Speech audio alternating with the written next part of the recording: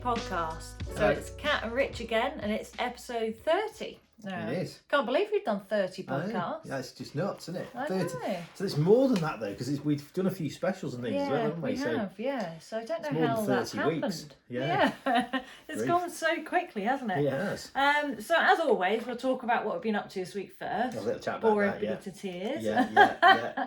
So anyway, yes. We've not been far, though, have we, this week? No, We've not really left Cheshire, have we? It's been an unusual week in the fact that normally we're living out bags, travelling around here, there and everywhere. So we've been working very much on Veloce Driving at home, haven't we? Yeah. Which has been quite nice because I've had family up as well. Not that it's been very exciting for them, admittedly, but it's been nice just to have some time at home with the dogs and be able to work at home, really, hasn't it? So, Yeah. But we have been busy. Yeah, so we've been rejigging the website a little bit because, as we've mentioned before, we're working closely with Speedworks, aren't we? The British Touring Car team, British GT team, with their simulators. They've got a full singing, dancing, professional sim in a dark room and everything like that. So we've been rejigging our simulator website to reflect that a bit. So we'll still be selling simulators, but for us, our priority and our joy is it's not so much being a salesperson, is it, as being a coach and talking about the driving and that side of it. So so we really want to work closely with Speedworks, and if anybody who's heard of iZone, to be the northern version of that. And it's not to compete really with them, but for anybody who's because iZone doing amazing stuff down there. I've known John Pratt for a long time, and he's been great with me. Gosh, when I was 17, I went to his house and he was going to manage me and all sorts, and he works very closely with Andy Priu. So it's certainly not that. It's just for anybody further north, really, isn't it? To not have to go to Silverstone. Also, Speedworks being such a cool place anyway, because it's actually based at the race team and then being a works team and things. It's a nice place to be if you like your cars, driving, motorsport. Whether you're into just sim racing or you're trying to perfect on track, whatever it might be, or even you just want the experience of doing something like that. That's kind of what we want to make it, isn't it, really? Yeah, so we've been working pretty hard on that. Doing that. Also, well, fingers crossed, hopefully we're not going to go into another lockdown, but we've been working on a tour. So we're going to have 4 tours next year, but we're just rejigging those a little bit. But we've actually got a tour this November, haven't we? We have, all things, being equal, then yes, we should have a tour sort of early November, which is a short little tour in France, which is going to be a mix of sort of great driving roads, bit of coaching. We've got an exclusive track session at Magny-Cours. Sadly not on the full Grand Prix track. We might be able to get onto that next year, but they've got a pretty cool club circuit there. And the funny thing with it is, it's probably a bit like Brands and Silverstone, where Brands Hatch Indy circuit is a fabulous circuit, and you could easily get it in the paddock at Silverstone. Yeah. So the fact I prefer the Indy circuit to the Grand Prix track. Yeah, me too. Personally. I like the Indy circuit. So, and it's a bit like Donington. I prefer the national circuit to the GP circuit. Yeah. So not always is it a lot. No. Is it? No. Having some of it, not all of it. It depends. Obviously, Silverstone's a bit different. So so we've got a morning on the club circuit at Magny-Cours. There'll be no more than 10 cars, just a few 10 cars out. Yeah. But then there's loads of cultural stuff we've got in there, like wine tasting and some really cool. So we're going to the Palace of Versailles and get bits of the Palace of Versailles that you can't get in. We've got a private chef in there. Yeah. So it's going to be a really cool little trip. It's only 3 or 4 days. Absolutely. But, so fingers crossed. We've got people booked, but if you're interested, not that we want to sell on our podcast. It's not a sales page, it's just merely that's what we've been doing. If you are interested, then feel free, obviously, to get in touch on that. But so we've been working hard on that. This weekend I'm off to Anglesey, the joys of Anglesey. Yeah. So I'm a judge on Formula Women, which we mentioned in last week's podcast. And I'm heading off tomorrow. Tomorrow is sort of setup day and meeting, and just going to really go through how we're going to judge the girls, and then it all kicks off. So the thing about Anglesey is it's probably got the best. It's probably the best located race circuit. Yeah, because it's right next to the sea. Yeah. Well, I don't know about that, but I wouldn't go that far. But you got a view across Snowdonia and all that. It's slightly kind of big enough. Have I oversold it? Yeah, I think so. But it's no, all right, so though. Sorry. So going to do 2 days assessing the first group of girls. So there'll be 50 in the morning and 50 in the afternoon, doing various activities. I can't say loads about it yet because it's all being televised. But yeah, I'll be a judge on there. So yeah, it's going to be good fun, hopefully. I'm not allowed to say too much, which is going to be hard for me. So I've got to keep fairly stern and not give too much feedback, which is going to be hard for me because as a coach, I naturally want to coach, instruct and develop people. So it's going to be really, really hard being, a bit more reserved, let's say, and a little bit colder than I would normally be, but hey, I'm really looking forward to it. I actually did it, when I was 17 with the original one, so it's funny, all these years later now, I'm 34 and doing it again, but we've got McLaren involved. It's quite a big thing, so dead excited about that. So yeah, I'll update you on that in next week's episode.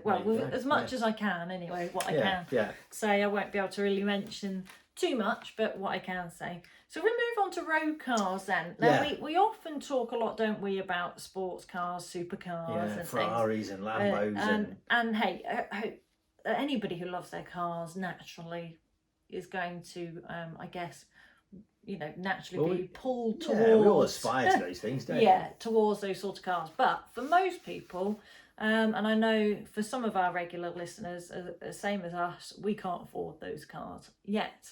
So we wanted to talk about the affordable drivers' cars out there, didn't we? Really? Yes, and you remember a few weeks ago we talked about Focus ST, the Civic Type R, didn't we? Got new Golf R, things like that. Yeah. So those kind of cars, which are drivers' cars, they can't just be pure Focus drivers' cars because people have got to, they're using people's own car, aren't they? Yeah. And it's amazing with some of these companies that they go to extraordinary lengths to make their little sort of everyday cars brilliant little driving cars. Oh yeah, absolutely. And for me, the biggest champion of that really over the years is Ford. Ford. So like this, if you get a bog standard Ford Focus, the most basic one in the range, you'll love driving it.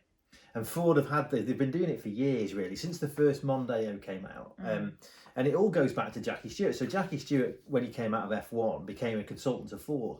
And what he did was he trained a lot of their senior chassis engineers in how to make a car behave. And Jackie Stewart has this thing about, it's something you can't put your finger on. It's just something about the car that just makes you think, this is nice, this car. Yeah. And it's not something you can think, it's this, you drive and you think, this feels great. Yeah. So a lot of that various DNA. elements, isn't it? Absolutely. So going through with Ford, so what we're alluding to, or we're getting to, is that they've just facelifted the Fiesta. Yes. So they've announced this week the new Fiesta ST. And the ST's been around for a while now, but it's always been a cracking little car, hasn't it? Oh yeah, absolutely. And it starts at just over 16,000. 16 grand. Whereas like my Golf R is what? 30... Probably 40 now for a new Golf R. I was going to say it's late 30s to 40s. Yeah. So massive difference. Now I know it's not quite as quick, but it's not all about speed, and certainly on the road you can't really utilise the speed. So it's more about the driving elements, isn't it? Does it make you smile? Does it handle well? Does it sound good? Does it look good? It's all that kind of stuff. The feel, the feedback of the car, which is important on the road, as well as, of course, the usability of the car. And I think that's where Ford have had a lot of success, haven't they, of being able to produce that, but also keep the price down, because cars are going up and up and up all the time. Okay, it's getting more accessible for people with PCP, finance, that kind of thing, compared to the past.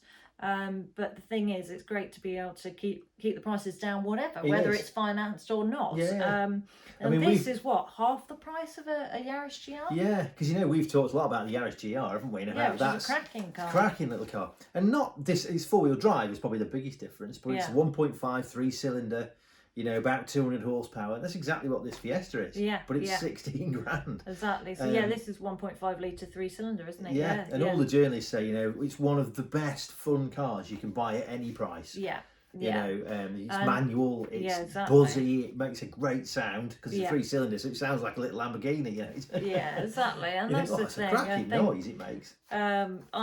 Anybody who knows me knows how much I love my Golf R 7.5, and there's not many things I would swap for it unless I had, let's say, more money. But if I was going to change right now, it probably would be to the Fiesta ST ultimately for me, because I would want something that's a driver's car, but I wouldn't want to go up in price right now. No. Because the next level you're talking really from, let's say, the Golf is things that are a bit more like I don't know, like a Boxster Cayman, or even stuff like RS3 Audi, that kind of stuff, that kind of 50, 60 grand, area, and which is obviously a bit of a leap again, and probably less practical, to be honest. So for me, I think this, if you love your driving and you want something that's fun but still usable and it isn't going to break the bank, then this is the car to have, isn't it, really? And you could use it every day, it'll be fine on the motorway, you get your shopping in it, you're still a Fiesta. Exactly, and anybody who doesn't know their cars really won't know what they're looking at. It's just a Ford, which is what I kind of like. It's the same with the Golf, unless you know your cars, it's just a Golf, and I kind of like that about these sort of cars, as they can be also understated to a point as well. So certainly check that out, for anybody who's looking to potentially buy a new car but doesn't want to break the bank but have something a bit fun, whether it's for the road or track, then this is a great opportunity, isn't it, to have a car like this. So the other thing is, we're talking a lot about EV. Obviously, the industry is changing a lot, and we're going into a new era, aren't we, with a lot of cars turning to EV. We've obviously discussed that we hope it won't all be EV, because we've mentioned with Porsche and Formula One merging to do this fully synthetic fuel, which will hopefully mean we can compete, still have the combustion engine, let's say. So we've been looking at what's coming up, which isn't going to be a full EV car. So there's quite a few things coming out that are quite exciting. Because mild hybrid seems to be a buzzword, doesn't it? So there's a bit of hybrid, and you can get that on the new Fiesta, strange enough, not the ST. But the first thing, obviously, that's being talked about at the moment is that Chevrolet developing the new ZO6 as the Americans call it. So basically the GT3 version of the Corvette. Yeah, absolutely. So I've already kind of seen that, but not. I have seen it in the flesh, but all stick it up if you know what I mean. So so that's coming out, and I think that's going to be a cracking car. I've always wanted a Corvette, and for me, I think. I just think this is going to be quite an exciting car that's coming out. So these are all, some are coming out sooner than others, but we just wanted to mention them because we'll gradually, feature them, and also we're talking to these manufacturers of hopefully driving them as well and adding that onto our channel. So you guys can see what we review as well at the same time. So Corvette for me being one of those, because I've always been a bit of a muscle car fan, haven't I, to say the least. And I just think, for me, I've mentioned it before, but when I first went to Le Mans, I remember these two yellow Corvettes, 24 hours stuck together, and this rumble, you could feel it underneath your feet as they went past each time, and I just thought, those are such cool cars. And for me, they will always hold a special place in my heart, so I'm really excited about that. But we've also got the new BMW M2, haven't we, coming out? So the current M2 is none of those cars. It's a real cult car, that car-y people love the M2, don't they? Chris Harris has one, and I kind of, Chris Harris has got one, then that'll do for me. I looked, didn't I? You did, Well, before the pandemic and everything, I was looking, if I was to change the Golf and things, at that. So the new one. So I don't know when that launches. The new 2 Series is out, isn't it? But not the M2 version of it. Obviously, like most things, there's a cycle, isn't there? The M2 will come out a bit later on.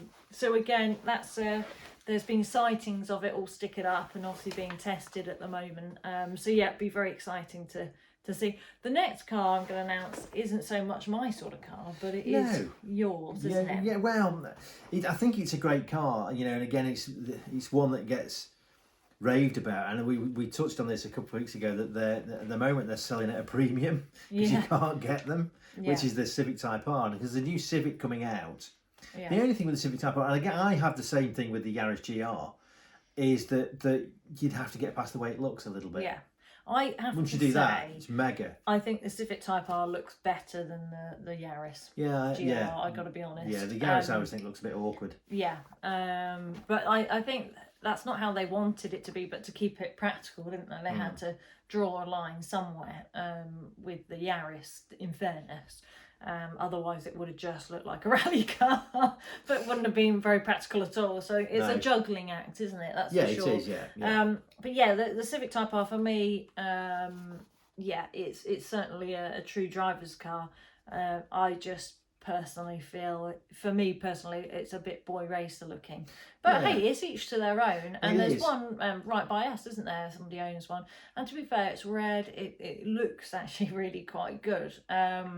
But again, it goes back to what we were saying before. I love the fact that Honda thought, right, we're going to make this the best gearbox you can buy. Yeah. You know, and stuff like that. You think, well, it's hats off to these car companies for doing that. Absolutely. You know? So it'd be really nice to try the new one, because if I go back many, many years to when I was, again, 17, 18, the Type R back then, I wasn't a fan of it at all. No. But it's got so much better. So much better car.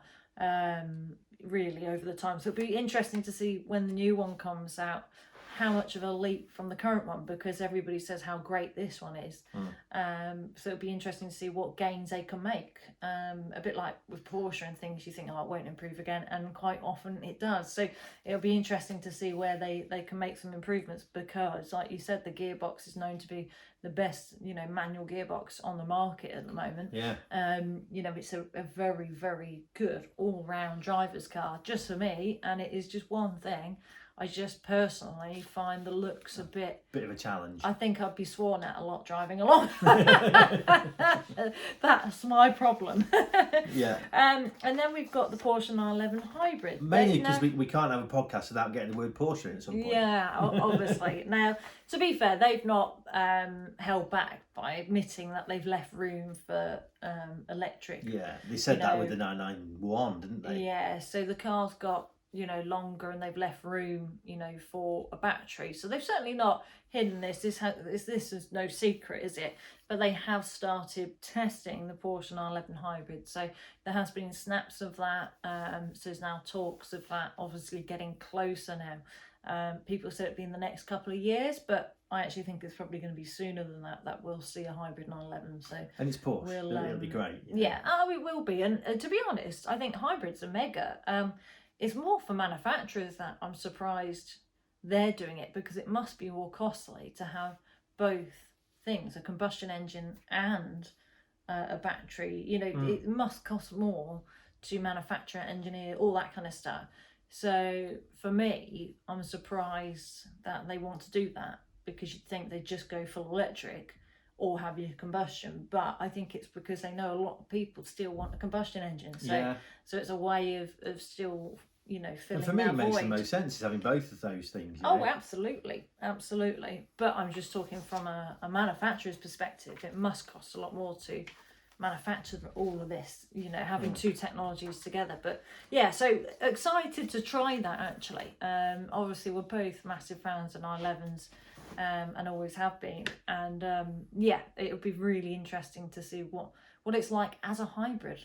Because it's when I started at Porsche, I never imagined ever that there'd be a hybrid 911. So so it's quite intriguing, really, isn't it? Be curious to see that. Yeah.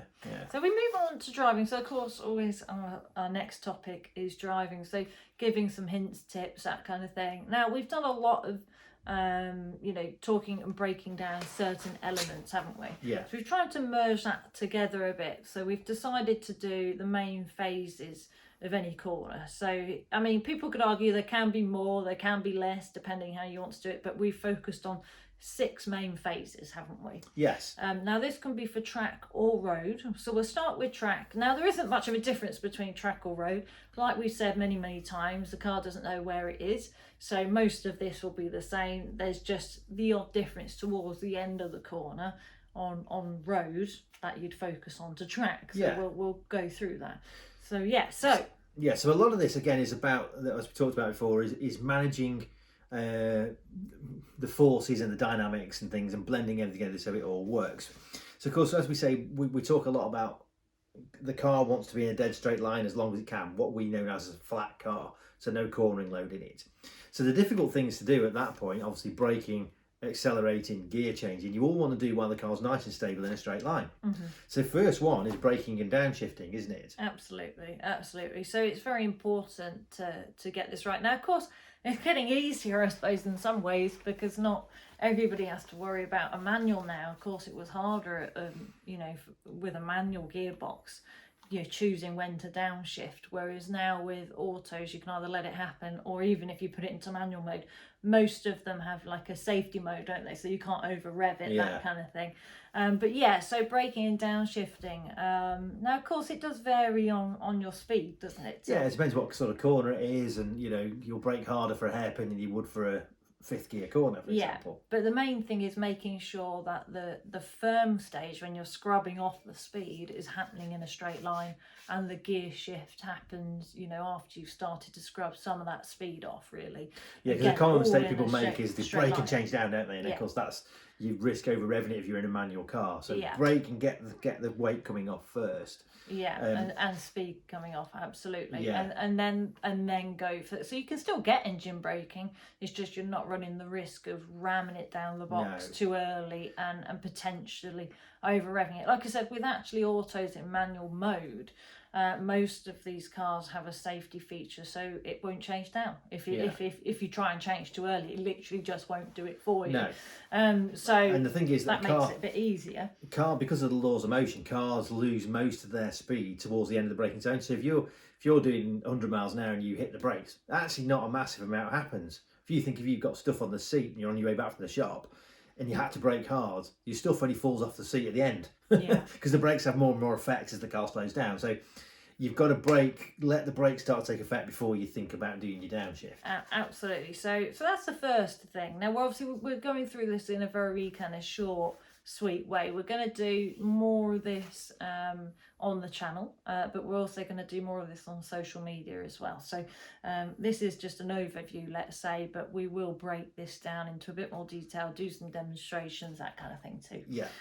But just for now. So the next bit, which I always go on about, is trail braking. So for anybody who's a regular listener will probably know what trail braking is now, but perhaps potentially not everybody will. So trail braking is, in simple terms, is not leaping off the brakes. It's simply once you have scrubbed your speed, don't leap off the brakes. You trail or bleed or blend, however you want to think of it, come off the brakes slowly as you're turning into the corner. So there is an overlap. Slight overlap. Absolutely. And that's mainly to do with weight. So setting the car up for the corner. So if you have water in the cabin and you brake hard, that water pitches to the nose. If you release the brakes very quickly, that water pitches back. But of course, when you're turning in, suddenly the front's very light and it will struggle to turn, which can induce understeer. So if anybody says, oh, my car understeers a lot, quite often it's down to technique, and normally requires more trail braking. So coming off the brakes slower for longer as you're turning into the corner. So there is an overlap, and that confuses people, because people think, well, hang on, I was told to brake in a straight line. Absolutely, for your firm stage of braking, and you're already starting to release the brakes a little bit before you turn. It's just you're not leaping off the brakes. You continue to blend the brake off as you turn until you think, yep, the front's settled. I know if I come off the brake now, it's not going to push wide. It feels secure. Then you can come off the brake fully. So because how much you trail the brakes will depend on how tight the corner is. So in theory, a tighter corner, the front is working harder, so you would come off the brakes more slowly, let's say. So it will be like there's more resistance there. So you come off the brakes much slower to keep more weight on the front, because the front is working harder effectively. A more shallow corner, then you still don't want to ever leap off the brake, but you may come off the brakes quicker overall, so you've got a more neutral car going into the corner, because the front might not need to work as hard.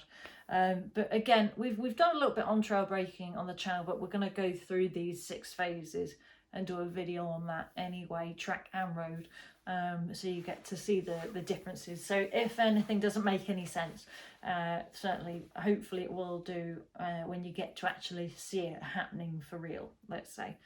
So then the next stage is pedal transition. So we talk about this. That's moving your foot simply, if you're right foot braking, from the brake to the throttle pedal. Now, that's obvious, but quite often what you'll find is that people then immediately give it far too much throttle.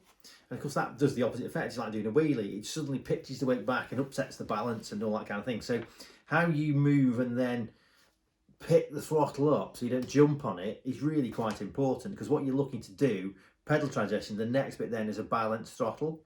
So you're trying to not make the car jump and apply just enough throttle to hold the car in suspended animation. And so people find that hard, don't they? Sorry to interrupt, but people do find that really, really hard. As soon as they've come off of the brake, they do that transition to the gas. Quite often people want to accelerate, but actually sometimes you can have a static balanced throttle. So it could be that the car is set up, it's right on its load limit, and you have to just maintain it. You don't need to change anything at that point in the corner. And that's something certainly when people are learning find very, very hard, because they want to then think, I'm on the gas now, I need to accelerate. Well, that all depends on the corner. You might not have the opportunity to accelerate at that point because it's going to push you wide or cause it to snap out, oversteer at the back. Yes. So I mean, if you keep it in mind that you cannot accelerate until you start opening up the steering. Yeah. I mean, you can, but if you think in your head, no, I can't. Yeah. You've got to keep a balanced throttle until you get to the point where you start to open out the steering. And phase 4 then is increasing the throttle. And those two things work together. You never ever want to do anything else. So as you start to open out the steering, you feed the throttle in at the same rate. Absolutely. So you don't think, right, I'm opening the steering up now, I'll floor it. Yeah. The two have got to work together. And if you watch the Italian Grand Prix, which we'll talk about in a minute, coming out of turn 1, it's amazing how long it takes the drivers to actually start picking the throttle up. If you watch them on board, it seems forever. Because they've got to wait until the thing's finished changing direction before they pick the throttle up. Absolutely. Because then they've got 1,000 horsepower, so they've got to feed it in. Yeah, absolutely. And exactly that is just trying to make the front and back work in time together. Whereas, of course, if the front and back are fighting each other, then you're going to lose traction, whether it be understeering the front, ploughing forwards, or oversteer where the back breaks away. So it's almost having discipline and patience to allow the car to turn, rotate, before you actually start to accelerate. You do have to be patient, don't you? Oh yeah, especially with either long corners, like for example, what is it, Luffield at Silverstone, which is just before the old pit straight. It goes on forever, so it's very frustrating because you want to go, but you almost can't. You just have to wait. It's simple as that. Hairpins again, having patience, let it rotate, then pick up the power. We spoke about exits last week, didn't we? So it all relates to that then, doesn't it, really? Trying to get your exit as straight as possible to get the power down when it comes to track brakes. Absolutely. And the things you can do to manipulate the car to get to open out the steering more quickly, which we'll go into another time, but it's the same principles. You've got to be patient and wait until you're opening out the steering. Absolutely. So if we move it to road, I mean, the first elements... The first ones are the same, aren't they? Yeah. So if we just say braking and downshifting, trail braking, pedal transition, balance throttle, to that point it's all identical. You might not be coming up to the corner as fast, and you may not be braking as hard, and you might not need as much engine braking, but still, fundamentally it's still the same. You're just doing everything at a more gentle, slower rate. Yes. That's all. You're probably going to spend more time. So things like braking and all that kind of stuff, on the road quite often will just be done with the throttle rather than actually pressing the brake pedal. It's all what we call acceleration sensor, just monitor. You come to a corner, you ease off, let the engine braking slow the car down, all that kind of stuff. But it's the same principles. Absolutely. And you spend more time on a balance throttle, don't you, on the road, because quite often long corners and the biggest difference are phases 5 and 6, aren't they? Absolutely. So increasing throttle. So the difference is obviously on track, where it's all about trying to get a flat car, straight exit, quick exit, extend your straights, all that kind of thing. Of course, the road isn't the same gain, is it? No. So you're trying to match the speed with the vision available, ultimately, aren't you? Yeah. So highway code says, rule 126, you should always be able to stop in the distance you can see to be clear.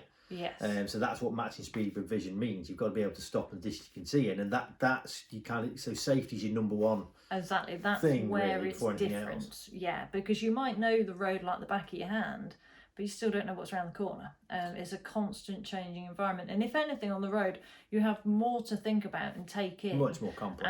Yeah, exactly. Compared to a track is actually a far more controlled environment. Yeah, it's much easier, really. And yeah, much easier. There's less to think about. So it's almost the opposite of what people think initially when they first begin with track work. They think everything's frantic and much harder, when actually there's less to think about, really, isn't there, in some respects. So on the road, so you're increasing throttle, same thing as you open the steering out, but with the vision as a big part of it. And you're not going to full throttle, are you? Absolutely. So it's up to the desired speed. Of course, it depends on the speed limit of that road, all of that. And obviously you still need to make sure you can keep on your side of the road on the exit as well. So not picking up the throttle too quick, that's going to push you onto the other side of the road. So yeah, of course, speed limits are one thing that you have to be aware of, but also exiting on your side of the road, which we did mention last week as well. So that's kind of a very brief overview of the 6 phases of cornering. Like I said, you could break it down more like you could have 10, you could have 12.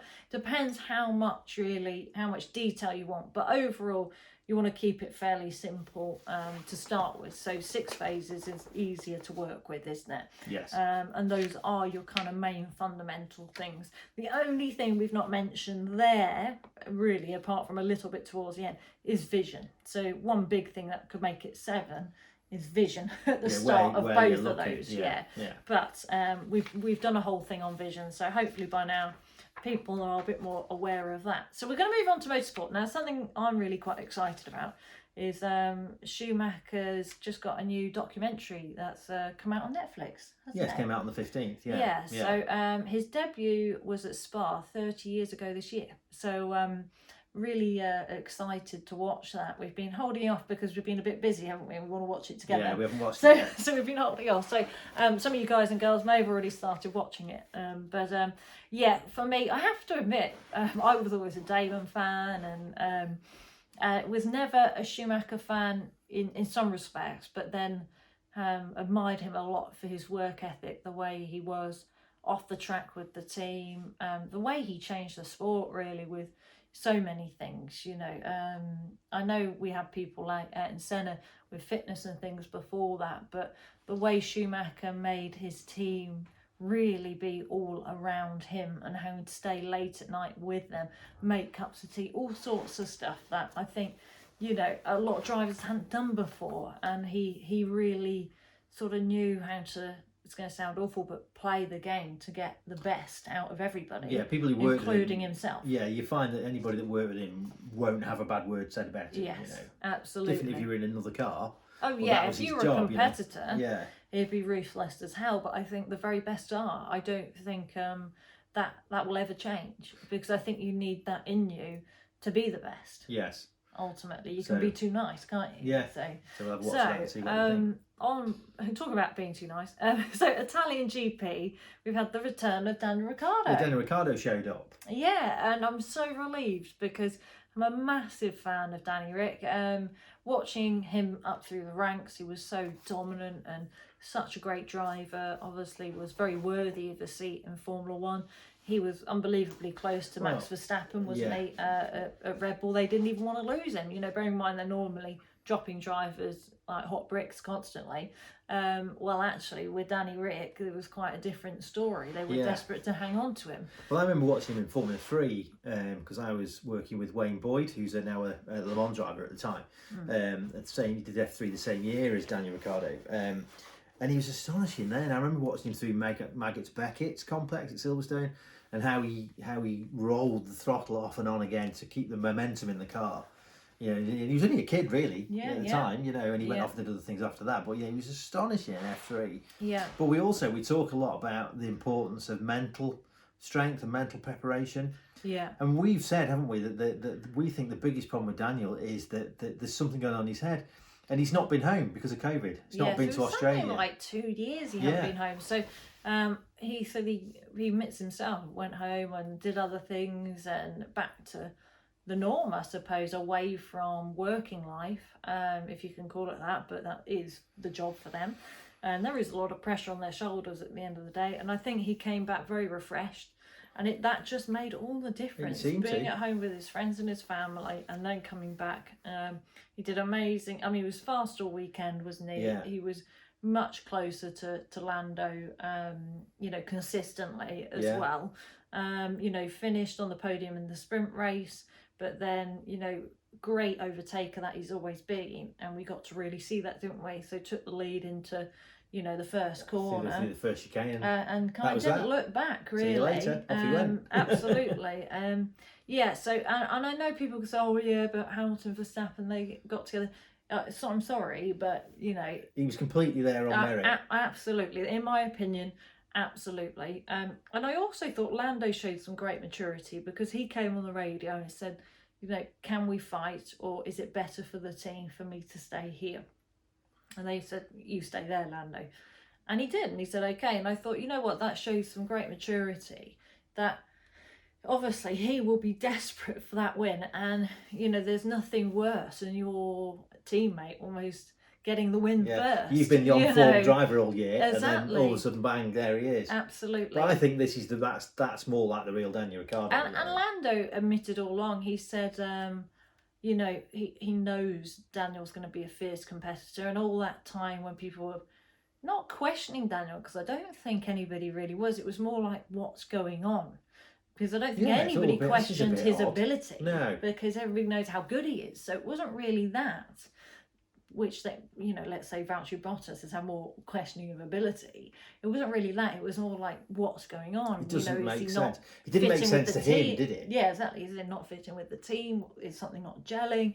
That kind of thing. And Lando all along said, I know at some point he's going to be there, and make my life pretty difficult, and I've got to work incredibly hard to maintain being in front of him. And but no, I was impressed with Lando as well, because they really worked as a team to get that 1-2. And I didn't realise that's the first time this year with the same team you've had a 1-2. Yes, the only 1-2. I just assumed the Mercs had had a 1-2. Yeah, no. But amazing, that hasn't happened this year. So the first win for McLaren for 12 years, or 9 years. So 2012 was their last win. So 9 years ago. So I was really quite shocked by that, actually. Yeah. So of course the real gossip. So the Hamilton Verstappen clash.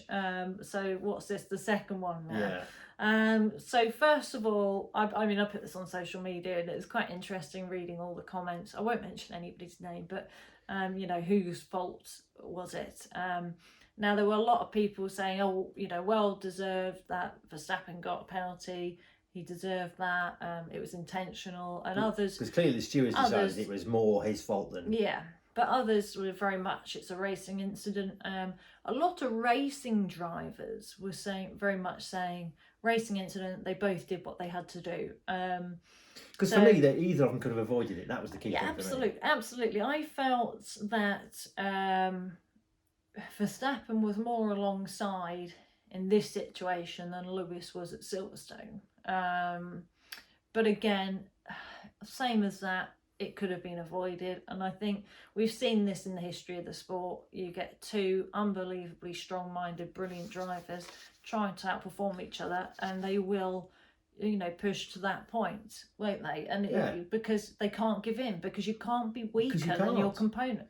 Well, that's the thing. Your competitor. So people like Senna and Schumacher would intimidate people out of the way, but of course, when they met somebody like Mansell, who was like, "Well, I'm not moving," then there's a bang, isn't there? Absolutely. And that's essentially what they're. Because Max is thinking, "Well, I can't back out, because if I get stuck behind him, then I'm not." And Lewis is thinking, "Well, I can't let him through." So inevitably. Exactly, because what made it more dramatic was that one car climbed over the other. If they'd just gone bumping into the gravel... perhaps the penalty wouldn't have been as bad and severe. Credit to the Halo. It's done its job yet again. Yeah. And actually, to be fair, the wheel still did hit Lewis on the head. And he said initially he felt okay, but as the adrenaline wore off, his neck was pretty sore. So that leads on to... should Max have checked if Lewis was okay? Now, if we go back to Silverstone, Lewis initially, I think, did come on the radio saying, "Is he okay?" Yeah. And then who's his engineer? Bono. Bono said, "Yep, he's moving," or something like that. Okay, and then carried on. But at the end of the race, when, bearing in mind it was 58G impact. You know, Verstappen was in hospital at the end of the race. Lewis hadn't mentioned anything at any point of, you know, I'm sorry about the clash, I hope he's okay, I know he's in hospital, blah, blah, blah, blah. With no mention of anything. So I don't know if this was some sort of payback. I'm not saying that's right or acceptable. I know Jackie Stewart's been very outspoken saying Max has got some maturing to do. But I certainly saw Max look over, whether it was an angry look, pissed off look at Lewis, or whether it's to see if he was moving, which he was, and then he carried on walking. I don't know. No, so I don't know if he did look to just, you know, eyeball him the search, or whether he was seeing, is he moving? Yes, okay, I'm going to carry on. I know he could have gone up and actually checked if he was okay, but anybody who's raced will understand when your adrenaline's pumping that much, and you're not the same person. If you go back to Imola with Bottas and George Russell, you know, that was a huge shunt. Yeah. And Russell went over to punch Bottas in the head, basically, didn't he? Exactly. He didn't go and see if he was all right. And Russell admitted and made a big apology statement. And did a big apology statement afterwards. And because I do think when the adrenaline is that high, you aren't you really. Because Lewis was trying to reverse out the gravel and Max walked behind him because he would have been on fire at that point. Exactly. And to be fair, if Lewis is trying to reverse out the gravel, Lewis must be okay. You know, so, or to a point. So I don't know. I think, in my opinion, everybody's going to have different opinions, and obviously please feel free to comment on this. I always love reading the comments. You know, some I agree with, some I don't. We all have our own. Entitled to their opinion. Exactly, and everybody has their own. People's take on it. And sometimes you think, I can see where you're coming from with that. I felt it was a racing incident. Both could have avoided it. I don't think Max went in there determined to have a shunt. I just think he thought, I can't yield because I've got nowhere to go. I'm on the curb here. I can't do any more, but I can't back out because then Lewis will know he can always chop my nose off, kind of thing. And vice versa, Lewis thinking, well, I can't give in and jump out the way because then Max knows every time he does a late lunge, that's what's going to happen. So I think we've seen this time and time again. It was a racing incident. Both could have avoided it, but they're both desperate to win this championship.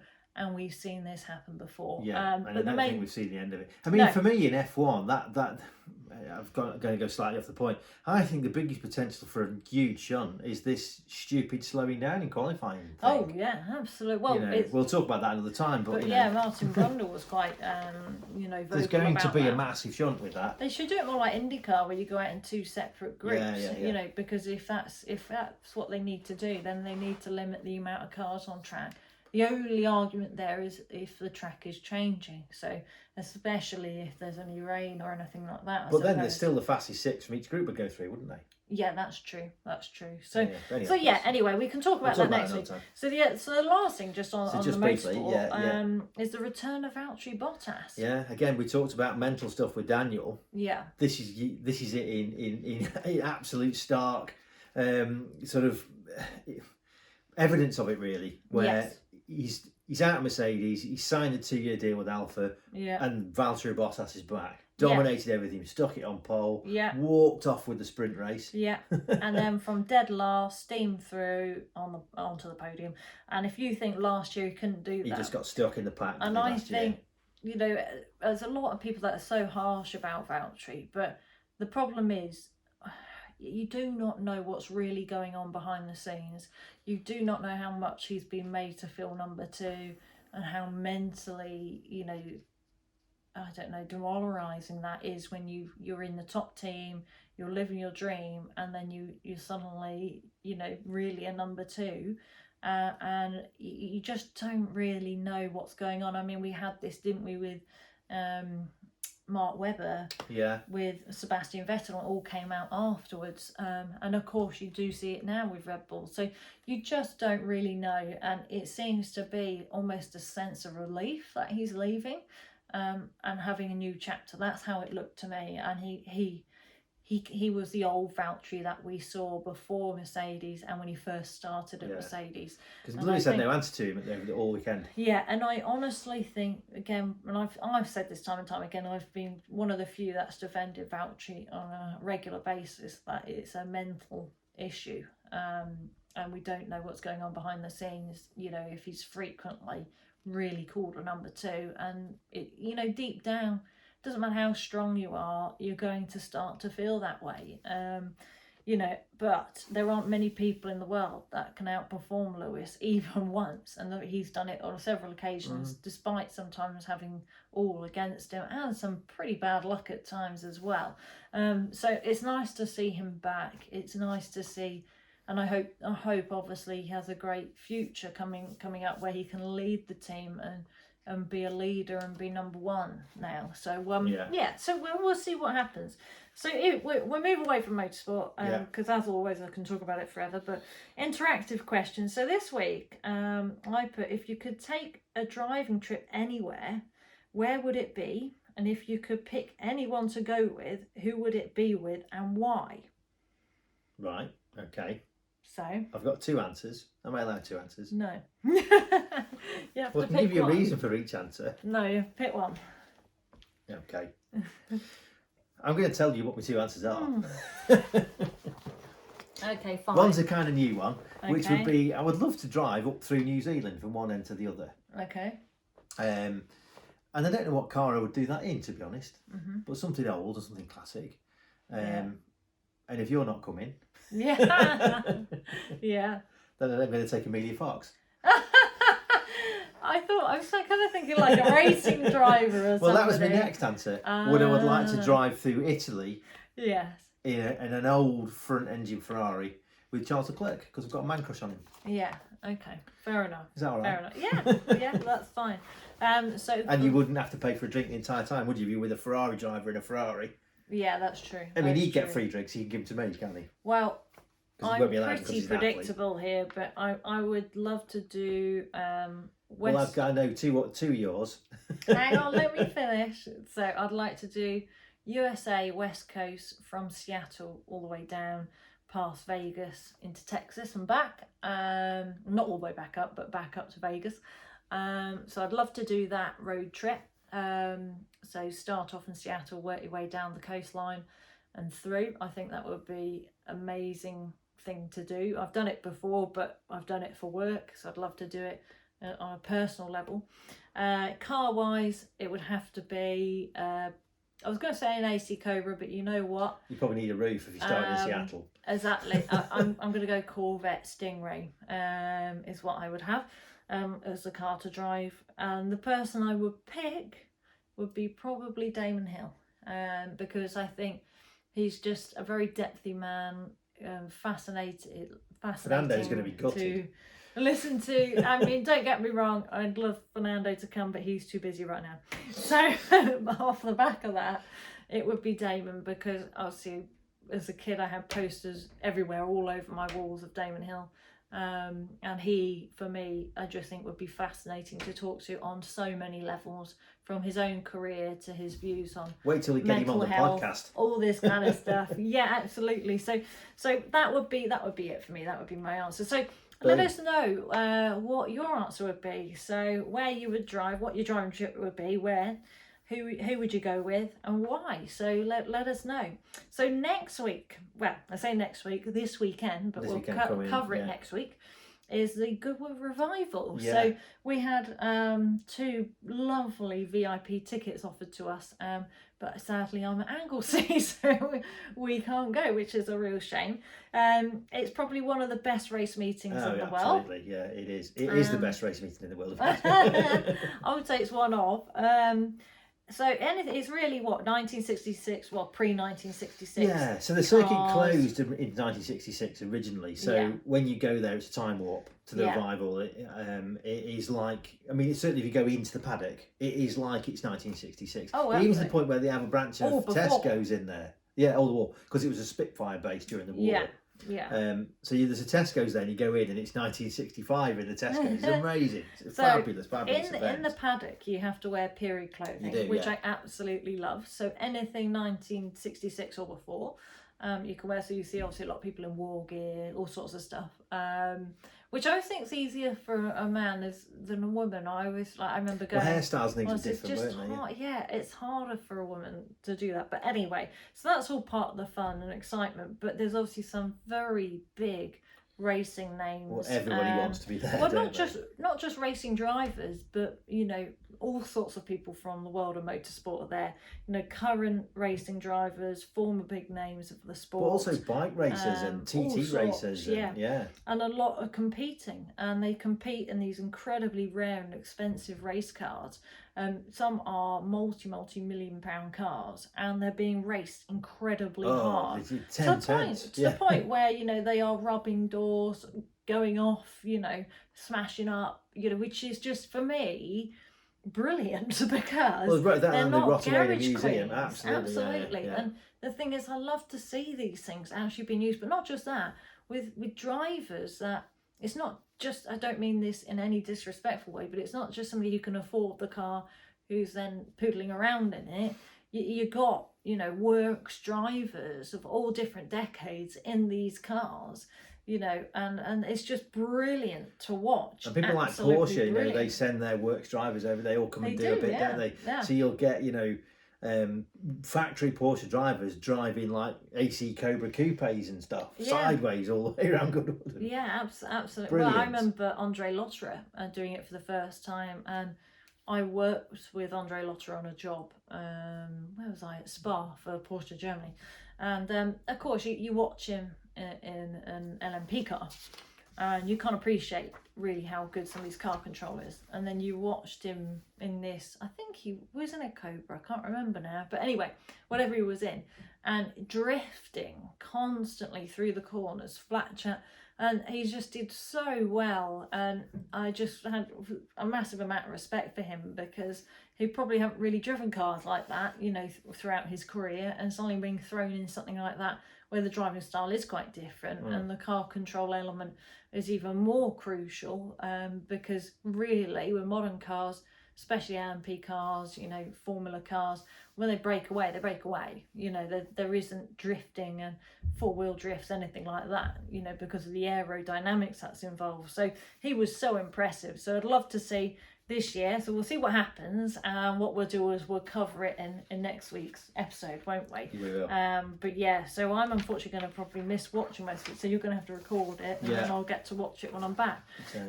So obviously I'll also update our people on the judging experience of the new Formula Woman, as much as I'm allowed to say anyway, and then when I can, I'll let you know who is going to be airing this, because it's all been televised, so I will confirm that when I'm allowed to.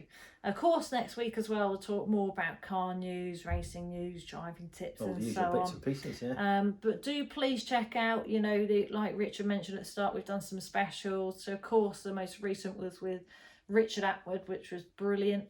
So he won Le Mans for Porsche in 1970. He's raced in Formula One, as well as had a very successful GT career. So certainly if you're into that kind of era of motorsport, then it's certainly fascinating to listen to. Also Perry McCarthy, of course, who was the original Stig, he came on, we had a real laugh with him, didn't we, as well. A good one, yeah. Simon Reynolds, so former performance boss of McLaren F1. So yeah, I could go on and on and on, but there's plenty already there, and we've got some very exciting guests that are confirmed that are coming up, from all sorts of backgrounds, from touring car through to Formula stuff, some that are racing drivers, some that are engineers, and so on as well. So we just want to give people a real insight behind the scenes of all sorts of areas of the sport. So we will gradually reveal all of that to you. as and when we have the dates confirmed. So yeah, we've got all that to look forward to, haven't we? There we go, yes. So you can obviously watch this on our channel, so Veloce Driving YouTube channel, or you can obviously listen to us on any of the major providers on the podcast. So thanks for listening, and we will see you next week. See you next week. Bye, guys. Bye.